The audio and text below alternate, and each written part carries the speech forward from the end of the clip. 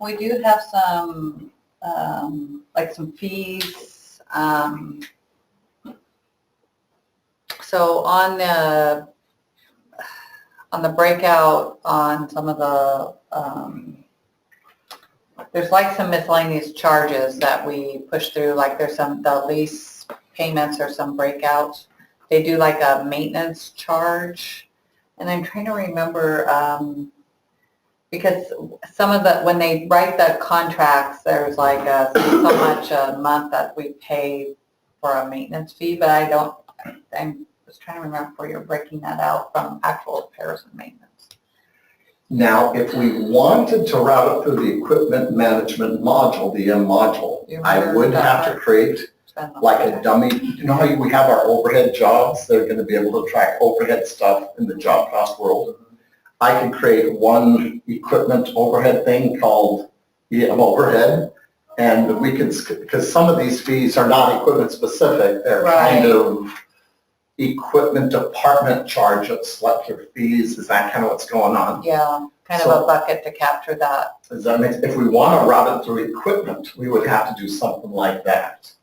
Otherwise, we would have to go, you can create a batch. Remember, we created our batch with an amount that hit equipment. You could go to a bottom line and point that to a GL overhead expense and bypass the equipment module and send that bottom line or however many lines that were non-equipment specific to a general ledger expense directly. It just, I'm wondering, because I mean, in my mind, it's like you'd want to be able to reconcile, like, here's all my enterprise invoicing for the period of time would match to the equipment module, would match to your expenses, versus trying to say, oh, what's that variance? And it's like, oh, yeah, those overhead charges. That dummy piece of equipment would be a nice way to do that. Yeah. We could create a piece of equipment just called, shop overhead. I think most everything is tied to a specific piece of equipment. I was trying to remember. Oh, perfect timing.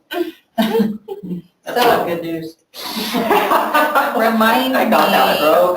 So in all the charges that come through the enterprise brain, yes, in my mind, there were lease charges, equipment and maintenance repairs, well, mainly vehicle repairs, but aren't some of the items that come through there like some fees or miscellaneous charges on occasion? Yeah, so basically you'll have the lease cost, the maintenance program cost, and are we trying to bucket those maintenance program costs separate from repairs and maintenance? No, right now they're yeah, because I mean any of the non-leased vehicles, the monthly maintenance fee is $5. Right, and it just flows with the repair and maintenance monthly bill for each vehicle? What do you mean? Because we're not, right now in Maxwell, it's not like we're going and hitting each vehicle with that $5 per vehicle. No, what we're basically doing is you're basically, all the construction is going to the maintenance vehicle for GL for construction. All the services going to service. And basically it's a combination of the monthly maintenance charge. The leased vehicles have a higher fee. Right. But that and then any repairs done on the different vehicles is all going into maintenance and repairs. Okay. And then lease is taking the lease. And then on occasion, but I haven't seen one lately, but if they go through a toll and it's a leased vehicle, then that's right, and Enterprise charges us for the toll. Well, yeah, Enterprise will get the charge, they'll pay it and they'll charge us. But I pretty much have eliminated that because I went out onto our Good to Go and basically licensed or registered minimum all the licenses. But Good to Go gets you through the toll area. The tolls. Yeah.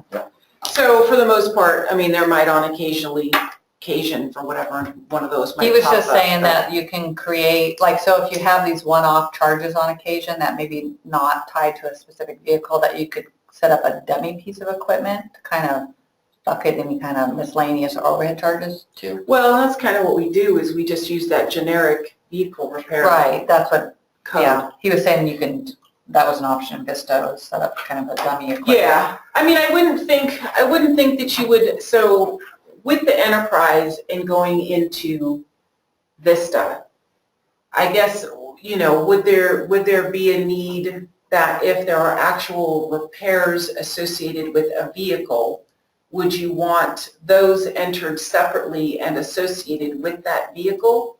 I mean, do you want to track that kind of information in Vista? Because that's kind of the purpose of having Enterprise, is tracking the maintenance. My only thought was, and not to overthink this, is I just want my enterprise bills to equal my GL to equal my equipment module.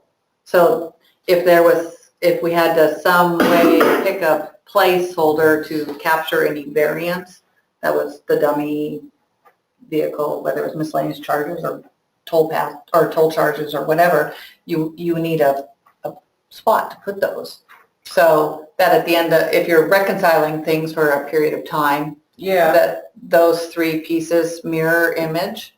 Because Yeah. I don't want to give Kim, here's your enterprise annual report. I want that to equal our repairs and maintenance charges and then have that flow through some kind of financial reporting that all kind of. Yeah, I don't think that ultimately they're not gonna tie because depending on if you handle the vehicles that get repaired that aren't on Enterprise, that get pushed through the same. Right, we have a few one-offs. So, exceptions, yeah. or the equipment repairs that we kind of. But the Yeah. Vista general ledger would still tie out to the Vista equipment management subsidiary ledger if we were to route every. So basically, the big difference we're trying to talk about here, Margaret, is we would like to, if at all possible, in AP, code things so they not only hit the equipment module, which requires a unique piece of equipment for every entry, or one called equipment overhead. Generic or. Exactly. And then it will map that over to the general ledger. Remember those little geo mapping tables we saw with all those things? It'll automatically do the mapping and hit the appropriate new general ledger structure that Vista has. And then EM will become a subsidiary ledger to just the equipment if we say everything's got to go through equipment. Well, Including the stuff that ain't an enterprise. When Yeah. those invoices come in, they'll have the same rules where GL will tie out to. and the stuff that's non-enterprise will be easier to flow because it'll be associated with a particular vehicle. You'll grab that in the equipment module and then it'll be associated over to the GL. I guess it's a matter of, with the enterprise, if you just kind of have a general code that when you're putting the enterprise bill into, it's not, are you going to dump it lump sum into this generic? If it doesn't have any equipment, we would have to. Does that make sense? If Well, it is not an equipment-specific expense, then it must hit some sort of overhead if I cannot hit a distinct piece of equipment. yes. So ultimately, the question is, so when we get the enterprise bill, it does have a distinct, we would be able to completely enter the entire enterprise bill and associate it with all these different vehicles. It's just a matter of, do we want to change how we do it now and do that? I guess is the question. So first of all, it's an automatic, so it would be an EFT AP entry anyways. There's no live check that gets cut for it.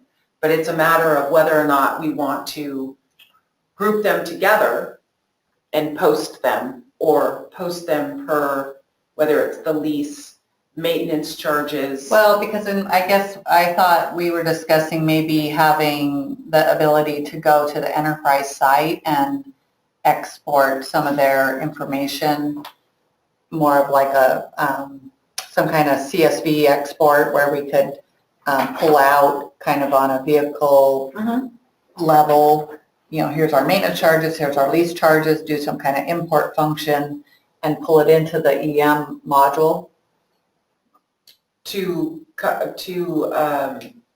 be able to have some kind of reporting functionality out of our EM module for, because like right now, for equipment repairs, maintenance, lease, reports, that type of thing, because right now I have Kayla every single month creating a log of repairs and maintenances by vehicle by month and taking the information out of enterprise, putting it on the log, and then Which is ultimately what I then mailing it to use. Kim and Greg. Yeah, and I ultimately use that same spreadsheet to then group to sit and do my entry to post the actual So expense. in my mind, but- there's this whole efficient, automated way that could be derived from the abilities of Vista and the export. Get from- that So data is into there Vista a- so you could so do there's- stuff with it, report it.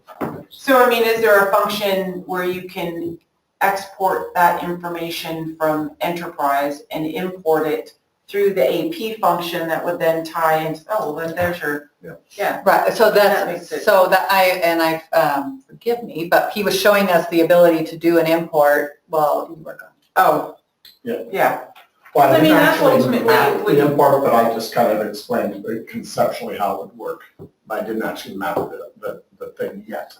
So let me ask you a question. So I think that makes sense to do that because that will integrate the two systems.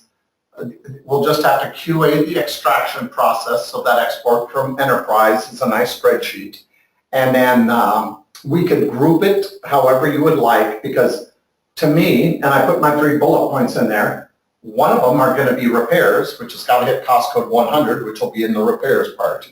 The other one is going to be the lease one, which is a separate cost code, just because we had 2 different cost codes for reporting EM. And then the fees, I really didn't know where to map all of those. Does that make sense? If they weren't repairs and maintenance and weren't leases, where would they go in the general ledger and how would we automatically map those? yeah. I'd have to create a method for mapping that and create a department and that kind of stuff. But I I can do mean, it. I We just guess, haven't done it do you yet. want the fees to go, I mean, would you potentially want to create a different GL where those maintenance fees go to versus dumping them into the repairs and maintenance GL as a, Not necessarily. They wouldn't necessarily have to go into a different GL, even if we had just a cost type in the equipment master, you can create Cost code. Yeah. the cost codes. Let's do one of those real They quick. can So still these- dump into the and same what she's GL. saying is, if we go to EM cost codes, right now, we could easily add another one. And instead of Just- repairs I've and got maintenance, I have 2 EM department master windows open right now, just so you know. Okay. In You are company doing- 201, I'm working in there doing some homework. Good job. So let's go to equipment Break something here. and EM cost codes. So I agree.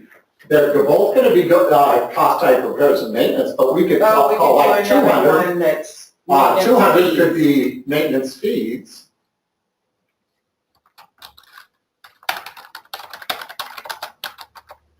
And that is going to be hooked to 1. Apostrophe. And then goes to, everybody's a critic. Go to your cost types tab, please there. And that's going to be 3, because it's still going to be repairs and maintenance, LS for lump sum. And, okay, so 3 is repairs and maintenance. We'll just get the reporting out of Vista, which was an actual repair, and which was just a $5 monthly fee, Okay. or whatever that fee is. So, but they're going to the same place. So basically on the The- import, so if we basically import this information in for the, for the bill, I would code the actual repairs to 100 and the fees themselves to 200, and it would all still feed the same way. Okay. So we lift that gap in that range there. Yeah, okay. Strategically, there was some strategy going on. That's true. You know it was gonna. Way to come plan, up. way to Hey, plan. I got a news update too, the shooter was apprehended. Oh, that's good news. Oh. Okay. So we're just trying to cover all our bases, Margaret, thinking Vigilante. if we can integrate and have that spreadsheet that we create out of enterprise pop into AP, it'll take care of your general ledger Okay. and your equipment subsidiary ledger mapping, 2 birds with 1 stone. If that will work, we'll map that import to make sure that that's bulletproof. Okay? And we can always discuss, I mean, this may not be something that we're gonna roll out day one. I mean, obviously this could be on the wish list. If it's something we can get off the ground and rolling out before. Right now, we can manual entry it, but what I would. We like would want to be able to do something like this in our test phase to see if we could implement Yeah. something with Enterprise. Definitely. And if we have a point person that can work on that.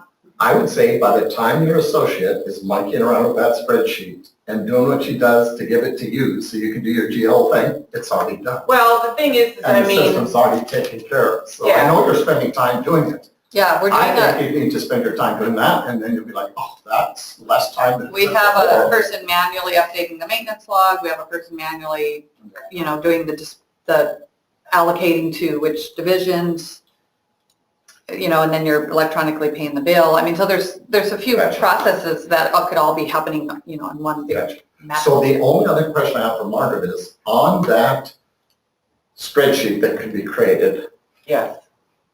how many items would have, so things have to hit a generic, what Chris likes to call the generic piece of equipment. It isn't an individual piece of equipment, it would be more shop or equipment department overhead or something like that. Is there stuff that can't be allocated, or can everything be allocated to a specific piece of equipment? Or is there anything that's just a overhead fee that is not an equipment-specific fee or an equipment-specific something where we would need a dummy piece of equipment to be able to hit back because it can't hit a piece of actual equipment or vehicle? The only thing that would potentially come through again would be, the only thing I've seen is tolls, and we hit that to indirect auto. Because that But it one can still be doesn't come associated- through to a piece of equipment. It's still associated with a vehicle, An equipment number? yes. Okay, well we haven't got a dummy piece of equipment set up. I'm just trying to say, hey, do we need to set it up? And if so, where would we map it